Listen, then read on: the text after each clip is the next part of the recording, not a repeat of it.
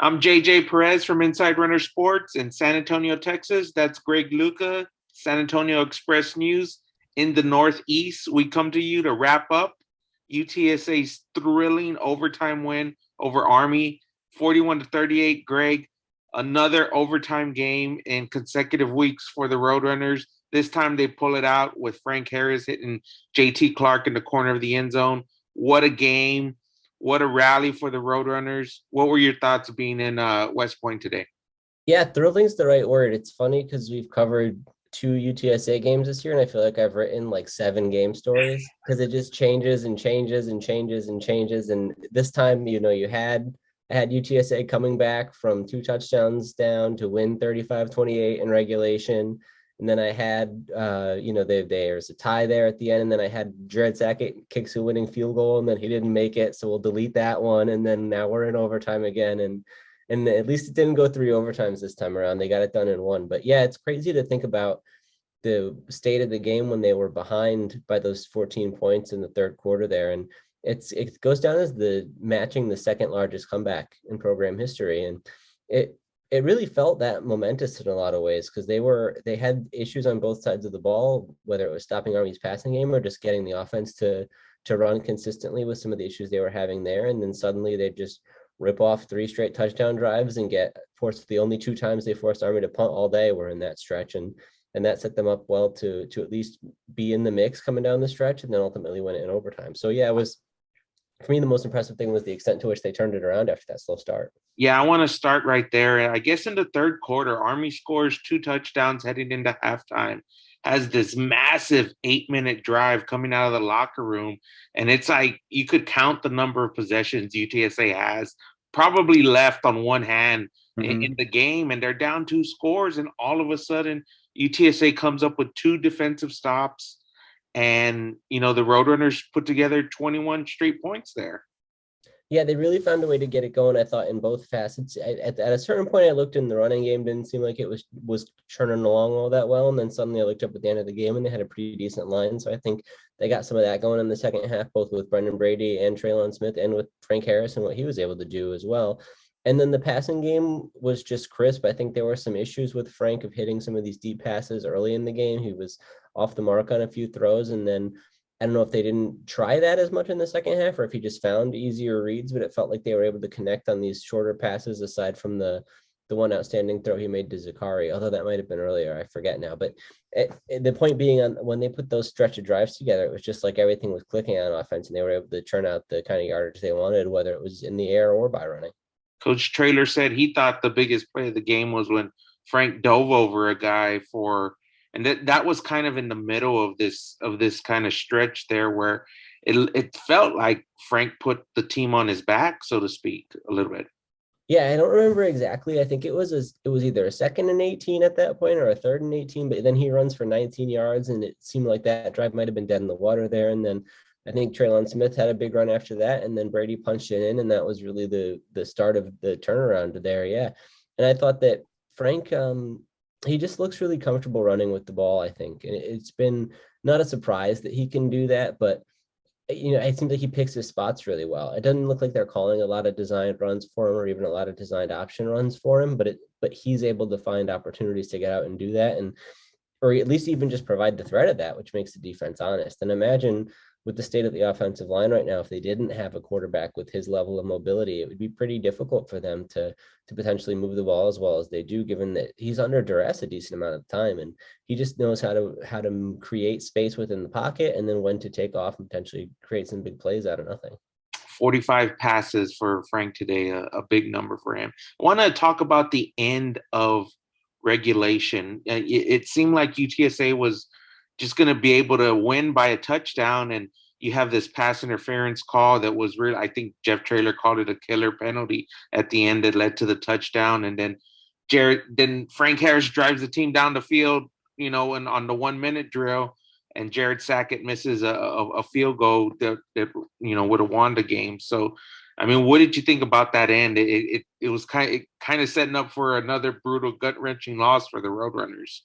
Well, yeah, anybody who saw what happened at the end of the game against Houston probably wasn't that surprised that they made it in 1 minute with all the Yeah, timeouts. That was way too right. easy for them at this Yeah, point. So there was no surprise that they were able to get in a position to set up a field goal attempt there. It was a little bit surprising that Jared Sackett didn't hit it just because we saw him be pretty reliable against Houston and then in his previous stint here at UTSA. So who knows what the situation was or why he might have been a little bit off the mark today because he missed both of his attempts, if I remember correctly. But I thought that the series that Army scored the tying touchdown, it was a lot of the same things that we saw throughout the day. You know, they were able to create a couple of plays on the ground on that drive and get a couple of these methodical conversions that they're able to produce with the running plays to go 3, 4, 5, 6, 7 yards and just string those together and keep it moving. But the play that ended up being the backbreaker there was the 44-yard touchdown pass. I believe that's right. And yeah, it was just the case all day of, Clifford Chapman said it, he talked about like eye discipline, and Coach Trailer mentioned that as well.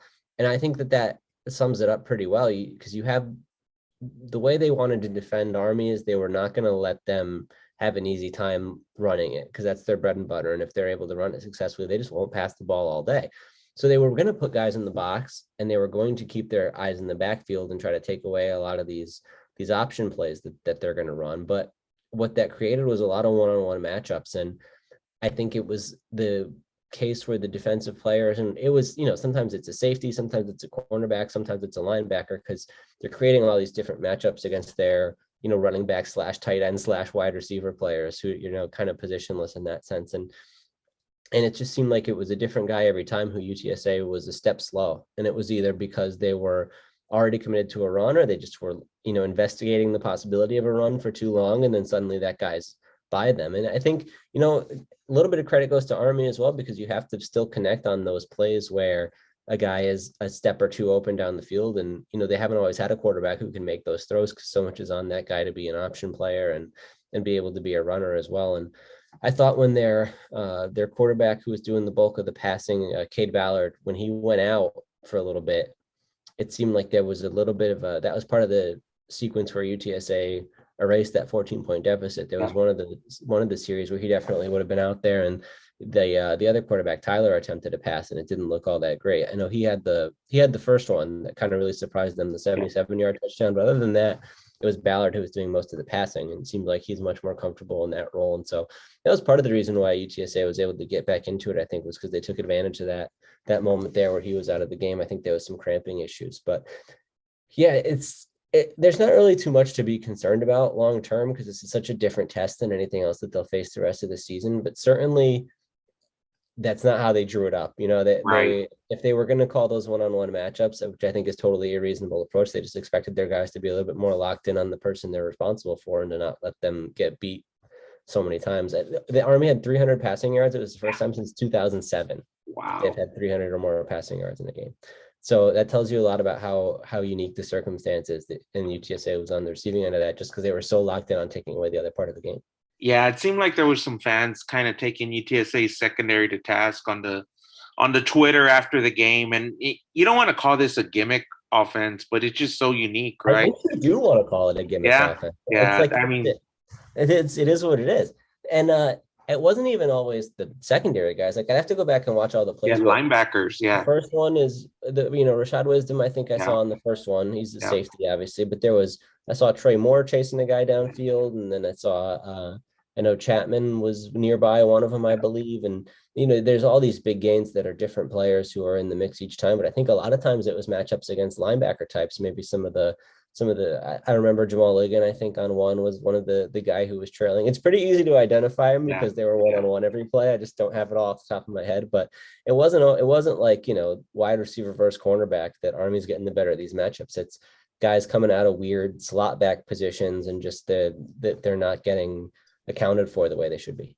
you can't talk about this game without mentioning some of the mistakes UTSA had. Obviously, the 10 penalties, 7 of those coming in the first half. It also seemed like were there substitution errors or guys banged up? It looked like a little bit, sometimes there was some confusion with some sub packages. I know that was an issue last week as well. So the thing that jumped out to me in that sense was I mean, it starts on the first play where Adrian Taylor calls for the fair catch and catches it on a bounce. And so they start at the 7 yard line. And then they had two false starts on that drive. And it just felt like different for different things, whether it was those coverage situations like we talked about, or those two that I just mentioned, or a couple other, scenarios that pop up within the course of the first quarter, that there just was some mental focus that was missing, and maybe they weren't all the way locked in. And I asked about it after the game, and they just shot it down as quick as could be. And Jeff never would really.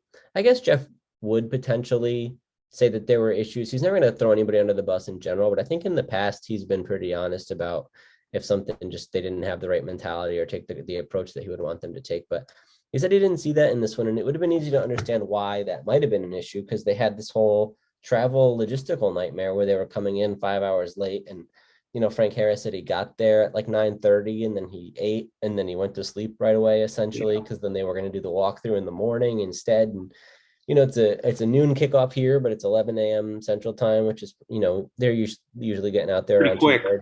So whatever kind of plan that they had, they were kind of rushing through it a little bit. And it would have been understandable in a lot of ways if that led to a slow start. They didn't attribute it to that, but it certainly seemed like there were some mental things that weren't connecting, especially in the first half. Well, what are your takeaways on the penalties? Obviously, patchwork offensive line again. We saw Ernesto Alvarez start at right tackle, but he went down with an ankle, and it was Frankie Martinez again. And then Venley, obviously, he had some struggles on the left side, but I mean, it seemed like that unit settled in after halftime a little bit. Yeah, I wonder what the plan would have been if Alvarez hadn't gotten re-injured, because it seemed like he and Frankie were sort of alternating series in Right. the opening stretch of the game there, a little bit of back and forth. And I wonder if they would have kept with that through the game, just to try to keep Alvarez healthy for longer. Depending on what the injury is and the scope of it, sometimes it's easier to just be out there as often as possible. Whereas if you take that half an hour break of like two defensive series and the Yeah. offensive series you're not playing, it could actually do more harm than good. But it seemed like that was a system that they were going to ride with. And then once he gets hurt, it kind of goes out the window, and Frankie Martinez is in there. And once things started to get pretty eventful in the second half, I wasn't doing as good of a job of keeping tabs on who was out there on the offensive line, but I did notice Luke Lopez was out there for Yep. at Quite a least bit. at least one stretch of the game. So I'll Yeah. be interested to see the snap counts, because actually, I was looking at when we did our video last week, I actually thought it was a little bit more rotation than it was, just because I would like notice one or two other guys in there, and then it turned out those guys played like two snaps. So really, at last week, it was mostly the right tackle position where a lot of the fluctuation was happening, and it was probably the same case again this week. But you mentioned the penalties. I think there were 3 holding calls Yeah. on Bentley, if I'm Yeah. not mistaken. And one of them wasn't great. Okay. Well, yeah, the play-by-play wasn't perfect in that sense, so I didn't get a perfect count of who was penalized and for what. Maybe it'll be fixed up after the fact. But two of them took touchdowns off the board, but it's not, you probably wouldn't have had a touchdown if you didn't hold the guy kind of Yeah. situation. So I don't want to say like that was an unlucky break or anything. It's just a indicator that the offensive line is still something that they're going to be working on. And I think we saw a couple of times. I can't believe I'm blanking on his name. The pass rusher for Army who had 15 and a half sacks last Yeah. year. NFL. Yeah. The NFL. Andre Carter. Prospect. Yeah. Whenever they had him singled up, it seemed like he was going to be able to make a play in the backfield. I mean, there was a couple of times he went right around, whether it was Martinez or Alvarez. I think he got them both one time. So they needed to have tight ends in there chipping. And I think we saw Gavin Sharp play a Yep. lot more than we did. And I saw Dishman was out there for a couple of series as well. So they were trying to do different things to create, whether they were chipping him or the other pass rushers or whatever they could to create some help there. But it just isn't. It's not enough. Like they need either guys to get healthy or to get some improvement out of the people that have at that position. Because right now Yeah. it's not as strong as it needs to be for this team to be as good as they can be offensively. It sounds like Demetrius Allen is on the way back. I think the radio reported he'll be back next week, so that should be some help. You look at the rush game. That was a point of emphasis this week, Greg. And I thought if they could get north of 150 yards, that they'd be in pretty good shape. And it didn't seem like they were going to get there today. But again, like you mentioned, you look at the stats, and there's Brendan Brady, there's Trey Smith, and they were able to really get that going kind of quietly.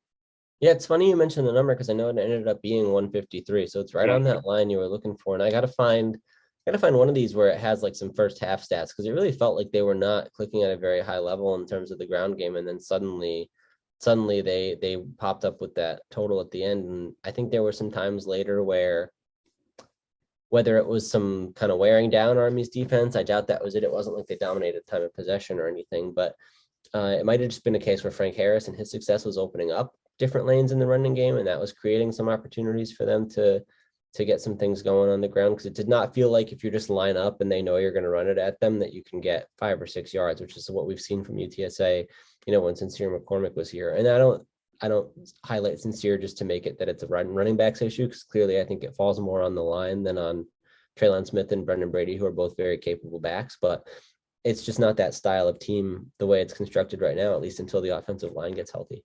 What are your impressions on the I guess the Will Stein and Matt Maddox era of offense for UTSA? I guess two decent showings the first 2 weeks of the season. Yeah, it feels like they are, and again, it could be a product of the Opponent. personnel situation, but they're not afraid to spread it out and air it out, I think, a little bit more than we've seen in the past, whether it's empty backfields. I think you're seeing more of that, or more where it's just maybe you might have like 4 wide and a tight end where there's just no running backs in play, or even 5 wide. And they've messed around with this before where it looks like that, but then if you take a look at the personnel, there's a running back in there, or there's a tight end in there, and then they can have the option to motion into different things if they want to. So I'm not sure to what extent that is in play, but in terms of just the look of it, it does seem like there's a little bit more empty going on. And it probably makes sense, because I think in a weird way, you're actually better off just trying to spread them out and get these passes off, because if you're going to make short throws to whoever the correct read is that you're be able to make pre-snap or at the snap, then you don't really need your offensive line to hold up as long as you guys can be pretty crisp with the timing on that sort of thing. So I think that's a good way to get around the situation they're having right now with the offensive line, where obviously, like, if you're going to try to run the ball, there's no hiding the blocking, and same thing if you want to have some long developing routes where you're kind of dropping back and sitting back there in the pocket. So it seems like they've sort of adapted to the situation that they're in. It'll be interesting to see what it looks like when they're able to call it at full strength. Greg, in the grand scheme of things, how big do you feel like this win was? After, I mean, it's not a signature win in the Jeff Traylor era, but after the way last week went down, it almost felt like they needed to get this one, and they kind of found a way to get it done. Yeah, it would have been interesting to see what the reactions would have been like, and how the mentality of the team would have unfolded if they had taken a second consecutive overtime loss. I mean, that's just a heartbreaking circumstance, and you don't want to have to think about how they would try to rebound from that, or just what that does. I mean, even last week, Jeff was saying, like, this is a very emotional deal, and we have 11 more of these. And, if you have 2 like that right out of the gate, what if this went to, another 3 overtimes and they didn't come out on top in that one, it would have been pretty bleak. And then, to stack on top of that, the travel issue as well, with then, you're taking a return trip that's not the quickest jaunt back there, and then you're trying to get turned around and do your normal Sunday deal and get right back into a new week. So yeah, it would have been pretty bleak, especially because we talked about this coming into the season, and nobody's going to be learning this for the first time, but they play Texas next week, and so you have a good chance of losing that game just based on how strong Texas looked today. So you'd be talking about a potential to be 0-3, and then after that you play Texas Southern, and so if you win that game, nobody's going to be all that excited. So to have like a real win in the win column when it could be hard to come across a very legitimizing win in the next few weeks is a pretty big accomplishment. I think it probably makes a big difference to how just the general mood of the team, and how the kind of feel for the strength of this season and the excitement around the program and all of that, I think matters a lot. What the heck happened in the overtime coin flip?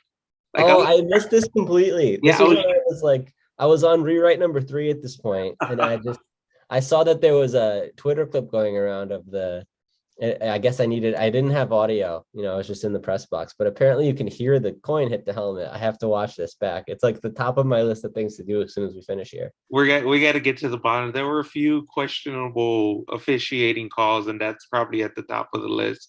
We hit everything, Greg. What are your general impressions coming out of the game for the Roadrunners? I feel like you've been kind of teeing me up here. I don't know. Was there anything that jumped out to you, or how did you feel about really anything that we covered that you just kind of let me ramble on about? No, I mean, I just feel like they needed a win, and they got it. I mean, it wasn't easy. It wasn't pretty. Certainly, there were lots of opportunities to clean up some things and get better. But I mean, just going up against this unique style of play is, I mean, it was shocking to give up that many passing yards to Army, but it's like you said. I mean, they were just big passing plays where they got beat, and Right. I don't know how you clean that up. I don't even know if that's an issue based on the opponents on the rest of the schedule. So to me, it was a big win. It was they needed it, they got it. So you take it and you move on to Texas. That's going to be a tough one. Texas should have beat Alabama, the number one team in the nation today. Yeah, I don't want to spend too much time on UTSA's defense just because it's such an outlier kind of game. But I did think one thing that we didn't talk about that was worth noting was Zachary Franklin getting back on track with his 10 catches for 122 yards and 2 touchdowns. He had some issues with drops last week, and it seemed to me that it was important that he, not that there's any doubt about what he can do and what his capabilities are as a player, but in case there's something that is off, or that he's not all the way there this season for whatever reason, that he had another big game like this, I thought was important. Yeah, and I also like that Frank kind of acknowledged in his post game that he missed some passes. I mean, probably 2 touchdown passes early he missed, and I mean, it's just a matter of him trying to execute those passes better. Yeah, I think there was one to Cephas down the middle that I think could have been a touchdown, and there was one to JT down the sideline that I feel like Yeah, his defender like stumbled basically, and yeah, if it makes the pass anywhere near him, he's probably going to score. So yeah, there was even the one that was intercepted that got called back for 12 men on the field.